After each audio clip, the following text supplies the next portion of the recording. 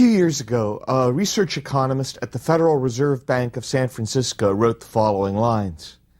If you asked a random sample of economists to name the three most difficult questions confronting mankind, the answers would probably be 1. What is the meaning of life? 2.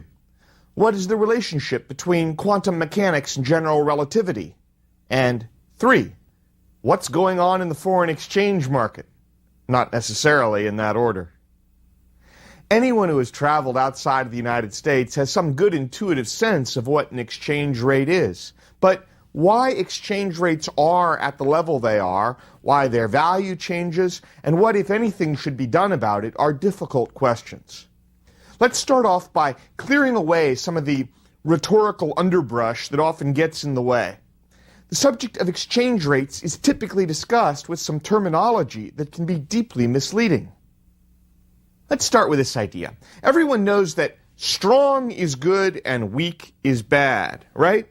Everyone knows that in financial matters, appreciates is good, like when your house or the stocks that you own are worth more, and depreciates is bad, like when your house loses value. Well, exchange rates are a case where what everyone knows about stronger and weaker and appreciate and depreciate is wrong.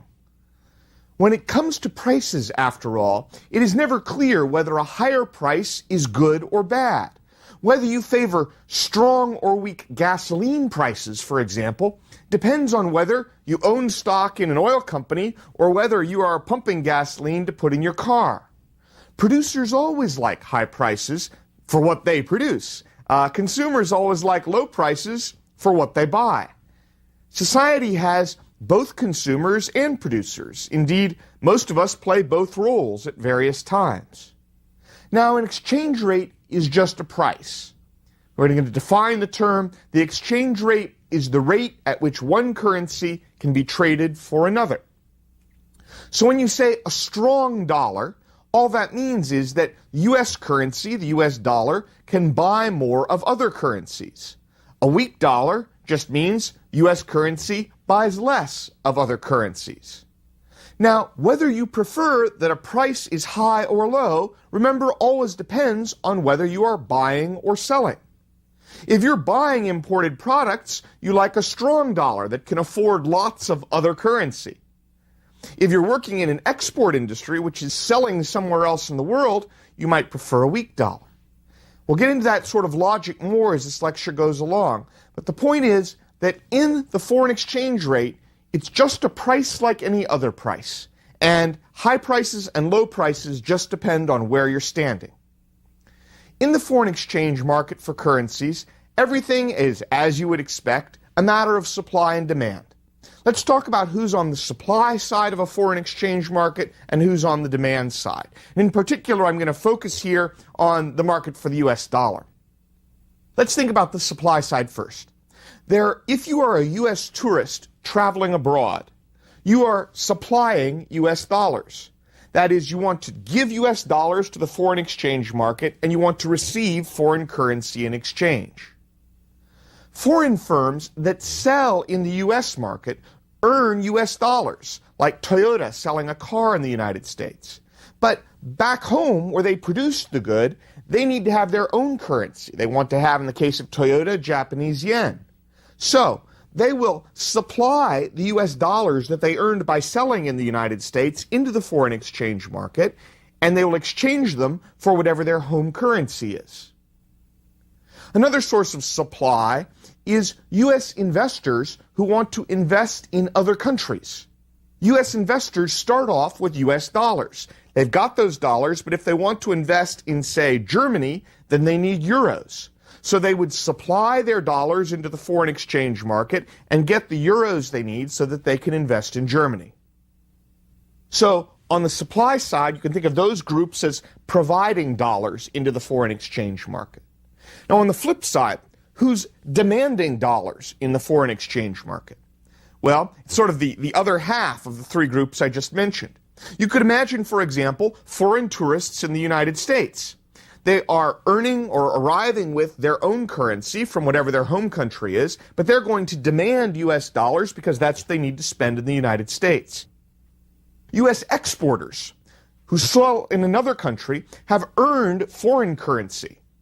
They've earned that foreign currency, but they want to trade back to U.S. dollars to pay their workers and suppliers in the United States. So they are going to demand U.S. dollars in the foreign exchange market.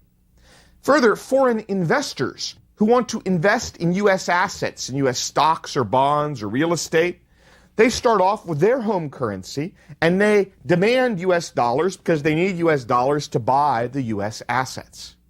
So you can imagine the foreign exchange market as involving these different groups of people involved in supplying and demanding currency. Of course, when we think about supply and demand in the foreign exchange market, it typically happens through financial intermediaries like banks. I mean, if you're a tourist in Mexico, you don't have to literally find a Mexican who wants to tour in the United States and swap money with them. Instead, everyone goes to the bank. The bank sort of acts as an intermediary, matching up these folks who want to trade their currencies. So the average person doesn't actually observe a foreign exchange market in operation. When the U.S. dollar is stronger and can buy more foreign currencies, those who supply dollars are going to benefit, and those who demand dollars are going to suffer.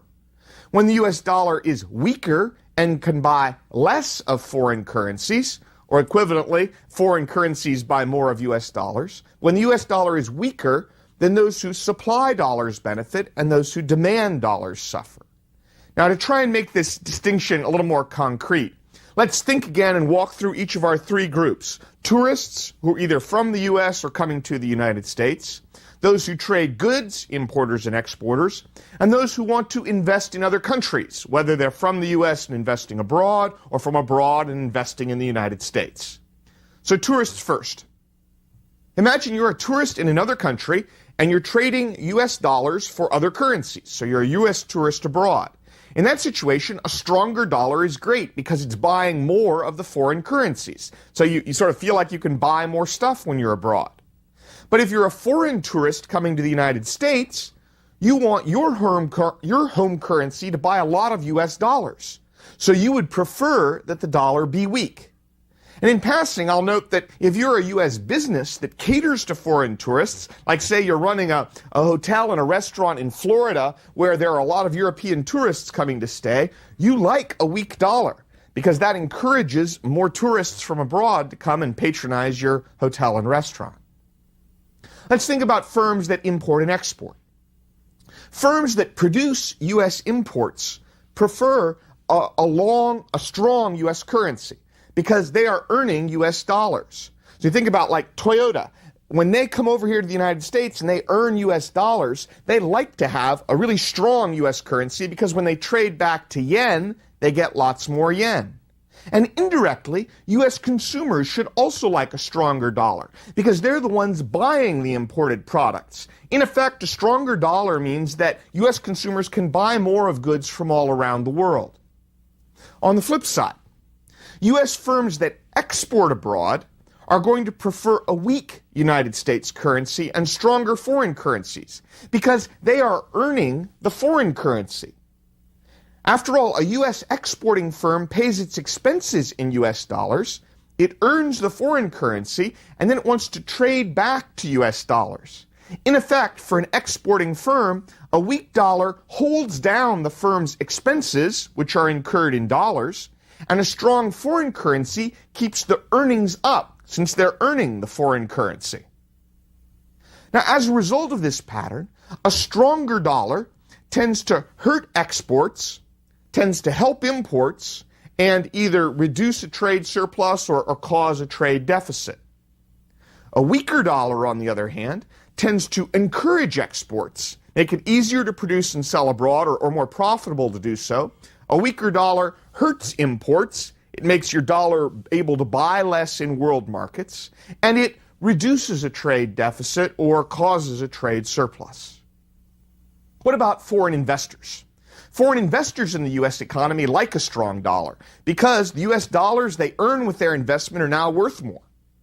So they're earning dollars, they like getting more, so when they trade back to their home currency, they've got more money than they expected.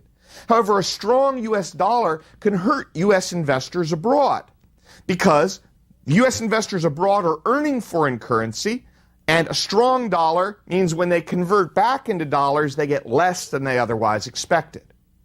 Thus, a strong currency encourages a net inflow of foreign financial capital. It encourages people to come to the U.S. and get dollars, and a weaker currency discourages such inflows. Now, this all sort of fits together. I mentioned a moment ago that a strong currency tends to discourage exports and raise imports and lead to a trade deficit. Here I'm saying that in terms of investment, strong dollars encourage capital inflows. And these are essentially the same statement because, trade deficits mean an inflow of capital. To put this point another way, a strong dollar encourages foreigners to invest in the U.S. assets instead of buying U.S. goods. So it encourages that inflow of capital.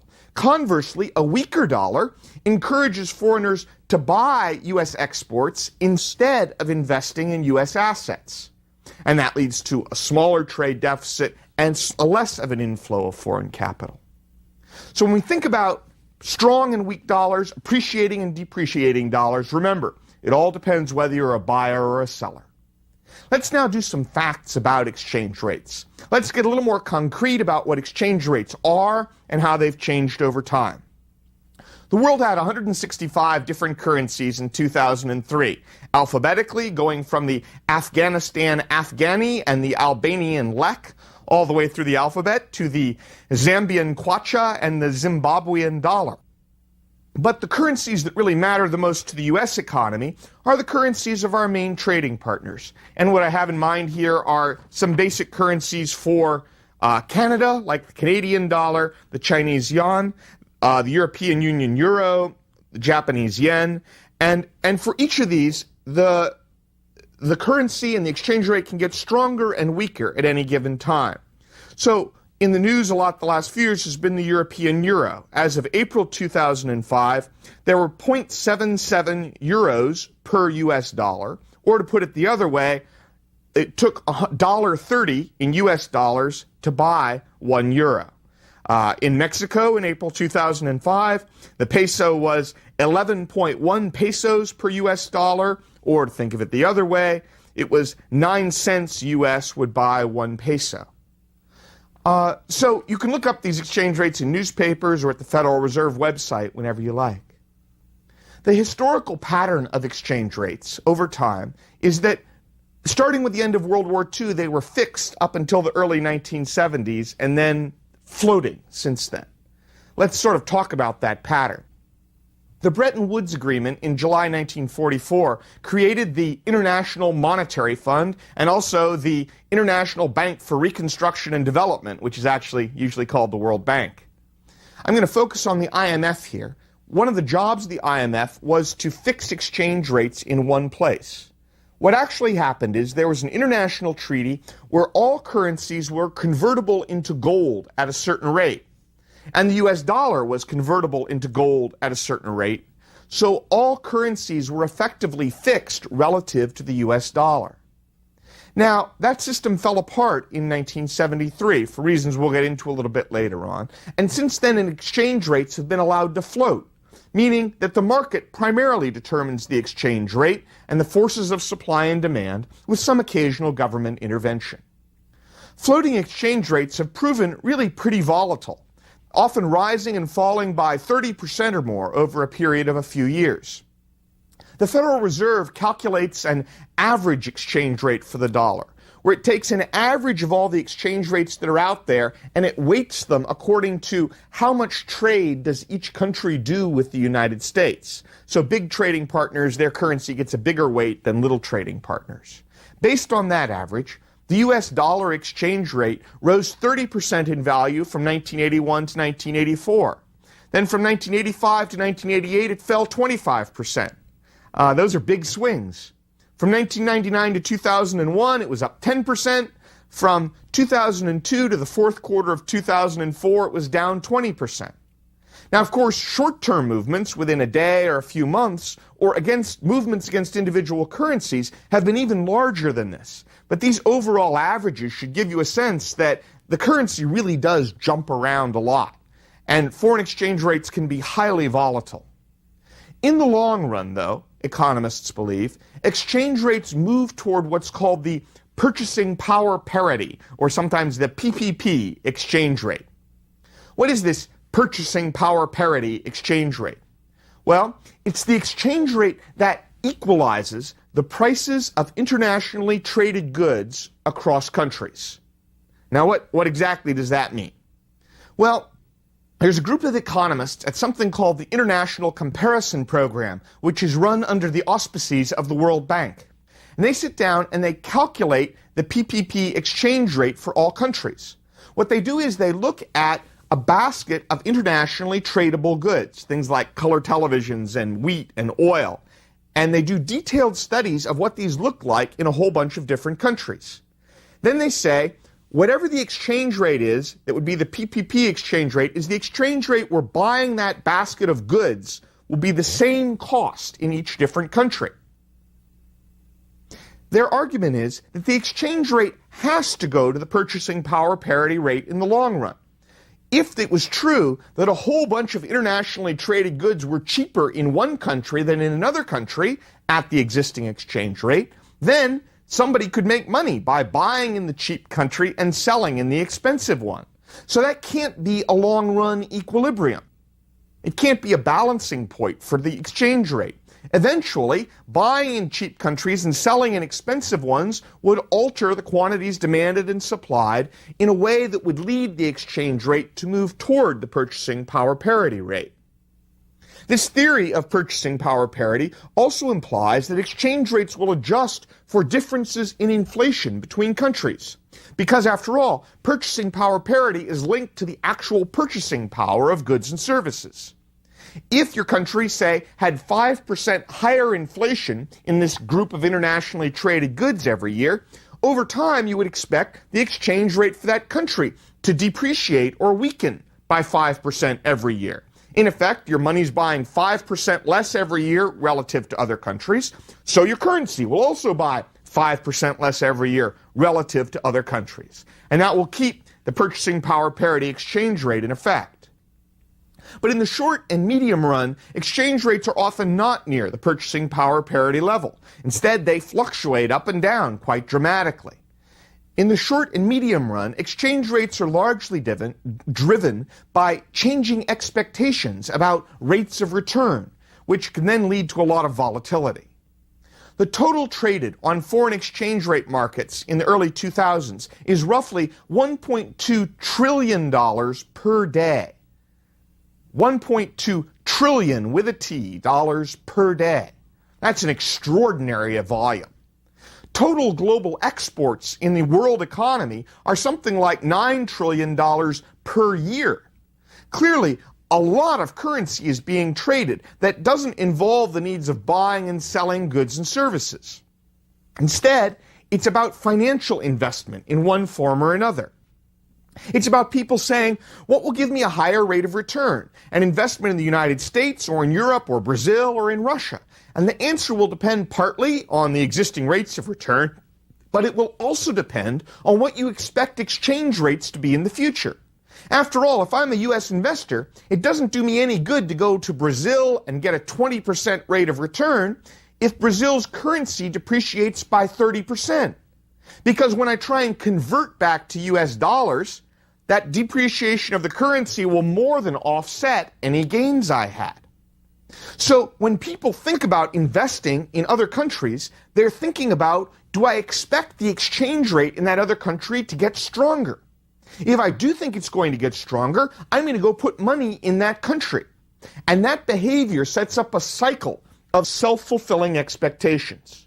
If people think a currency is going to strengthen, they're going to go invest in that country. And as they go to that country and they invest in it, the greater demand for that currency will cause it to strengthen, as they were expecting in the first place. So people expect a stronger currency, they invest seeking a stronger currency, and then the result is the currency does get stronger. But this sort of cycle of self-fulfilling expectations can't go on forever.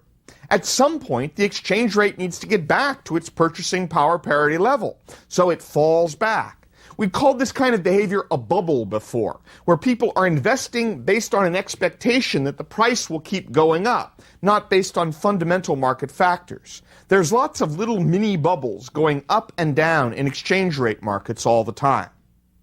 Well, what should be public policy with regard to exchange rates? One policy is, let the market determine the exchange rate. Just let supply and demand do it. And this is basically the United States policy with regard to exchange rates most of the time. The argument for this policy is, exchange rates go up and down. So what? Oil prices go up and down. Interest rates go up and down. In the rest of the economy, some costs like health and education seem to just keep going up. Other costs like computer and telecommunications technology keep falling. Prices move in a market economy. Get used to it. The difficulty with this sort of laissez-faire policy is that exchange rate markets are really quite volatile. Even if the mammoth U.S. economy can more or less just let its exchange rate go, it may be that there are smaller countries who are importing and exporting half or more of GDP. And they're just not going to be comfortable letting the exchange rate move that much. It has too great an effect on too much of their economy. Well, what happens if a government seeks to manage its exchange rate? If it wants to do that, it should generally seek a stable or a slowly moving exchange rate over time. After all, a stable exchange rate helps create a stable business environment for trade and for long-term investment. And the logic here is similar to some of the reasons for a low inflation economic environment. You want firms to focus on increasing productivity and thinking about their comparative advantage in global markets. You don't want firms thinking about how to protect themselves against exchange rate movements or how to profit as exchange rates go up and down. I mean, imagine if the U.S. economy had 50 separate state currencies. It would be crazy to trade between states.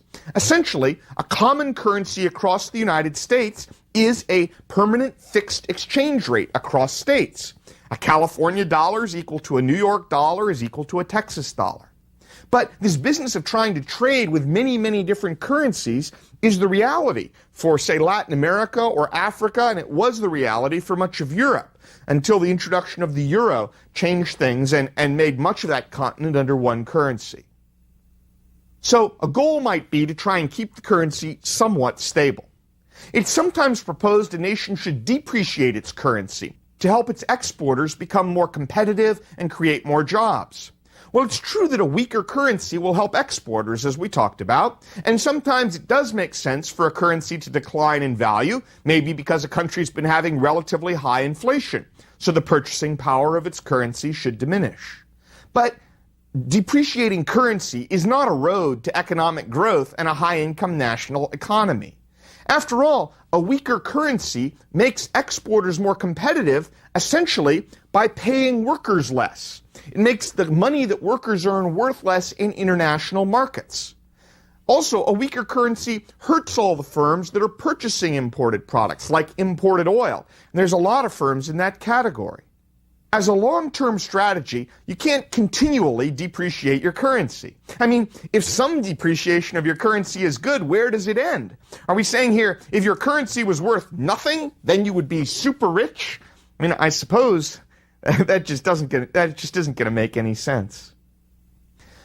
A government might seek to control exchange rates, and when it seeks to do that, one way of doing it is to try and use monetary policy.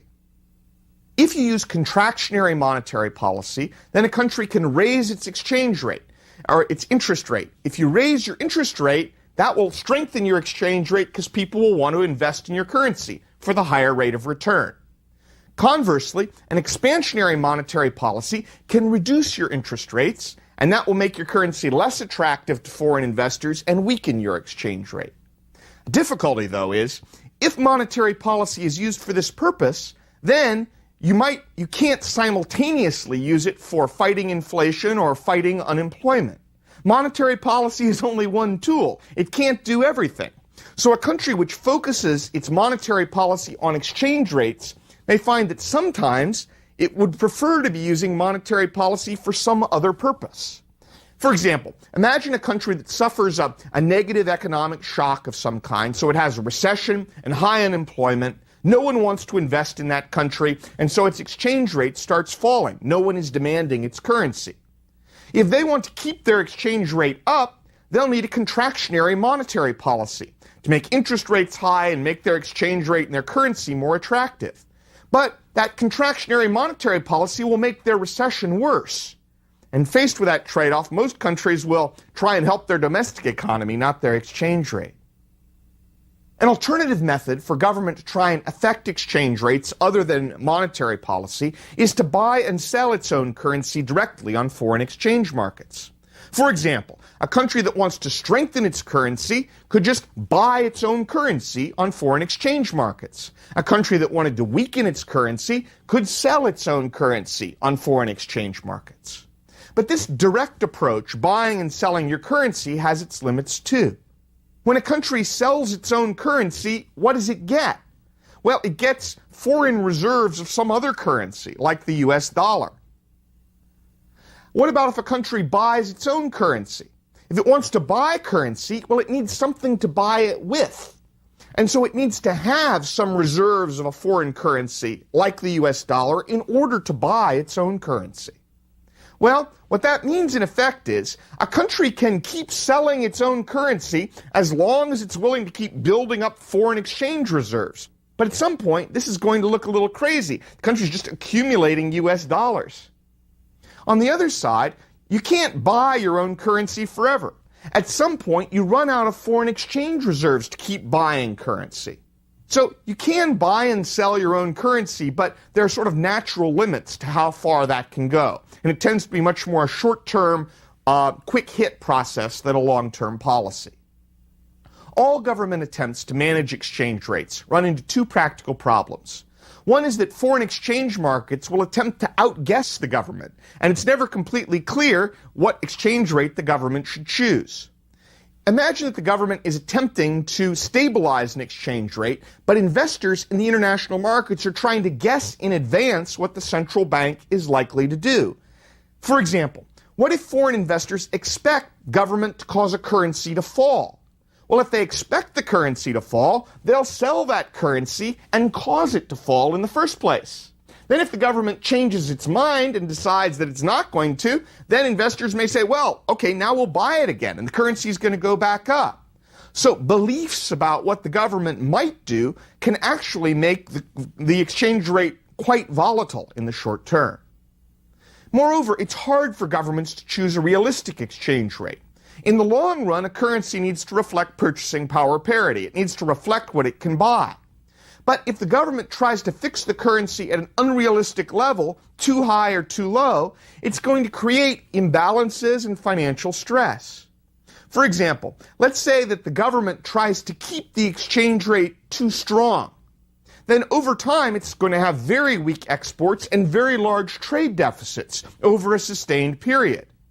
If the government keeps the currency too weak, then it's going to have large trade surpluses and a continual outflow of investment capital. Again, speculators will begin to anticipate the currency is going to move. The government would then have to step in and use either interest rates or direct buying and selling to discourage the speculators. And at some point, it just becomes crazy to be trying to move interest rates back and forth, keep buying and selling currency forever. So some countries have attempted to keep their exchange rate more stable than the market outcome, but they've recognized that trying to keep it completely fixed is difficult, and they've allowed their currency to move a little bit back and forth over time. The general wisdom in the mid-2000s is that this policy, although it sounds very sensible, it sounds sort of intermediate, may not make a lot of sense. The problem is that when government starts saying, we're going to try and keep the exchange rate roughly fixed, it often leads to very, very little variation in exchange rates for a long time.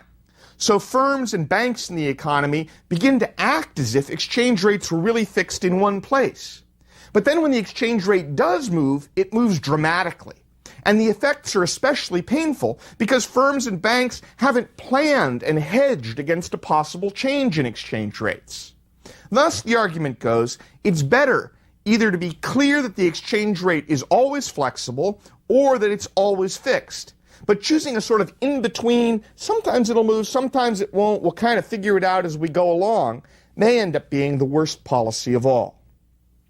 So overall, what do we think about exchange rate policy? I'm afraid I don't have any real clear, clean lessons for you here. But certainly one step would be that an economy should avoid inflation to avoid sort of big shifts in the foreign exchange market. It should avoid huge trade imbalances, which can also bring about big movements in supply and demand for exchange rates. An economy can either choose to let its exchange rates float, or it can choose to fix its exchange rates. But it probably shouldn't hang out in the middle ground, kind of sometimes letting them move and sometimes not in an unpredictable manner. Many of the international financial crashes we'll discuss in the next lecture occurred in countries that had sort of promised to keep their exchange rates in one place, but then left their firms and their workers and their economy unprepared for changes in the exchange rate when they actually happened.